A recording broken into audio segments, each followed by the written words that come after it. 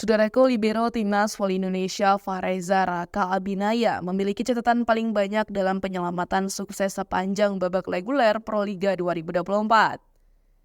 Reka mencatatkan dik terbanyak dalam 12 pertandingan bersama Jakarta Bayangkara Presisi. Dik atau penyelamatan bola dari jatuh di lapangan memang suatu peran yang paling krusial dalam permainan bola voli.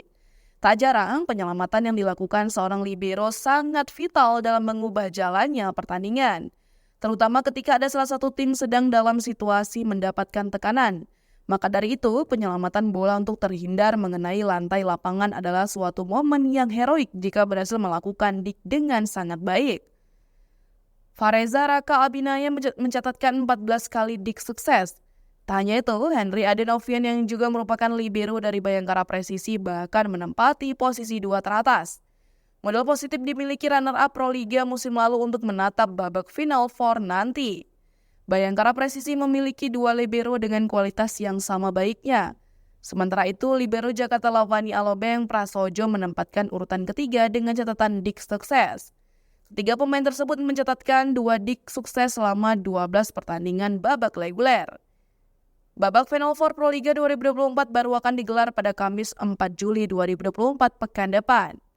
Final Four akan digelar dalam 2 putaran dengan setiap tim akan bertanding 6 kali untuk memperebutkan tiket lolos ke babak Grand Final. Berikut top dik Proliga 2024. Yang pertama, Fareza Raka Abinaya Jakarta Bayangkara Presisi 14 kain. Yang kedua, Henry Adenovian dari Jakarta Bayangkara Presisi 12 kali. Yang ketiga, Prasojo dari Jakarta Lavani Alobeng 10 poin. Yang keempat, Daniel Putra dari Jakarta Pertamina Pertamax 8 poin. Yang kelima, Faris Septian Putratama Jakarta Lavani Alobeng Elektrik 7 poin. Yang keenam, Pedro Molina dari Jakarta Stinbin 7 poin. Yang ketujuh, Hendrik Egel dari Jakarta Stinbin 6 poin. Yang kedelapan, Doni Haryono dari Jakarta Stinbin 5 poin. Yang kesembilan, Raihan Rizky Atorif dari Jakarta Garuda Jaya 5 poin. Dan yang ke-10, Roy Satria Fernando dari Kudus Sukun Badak 5 poin.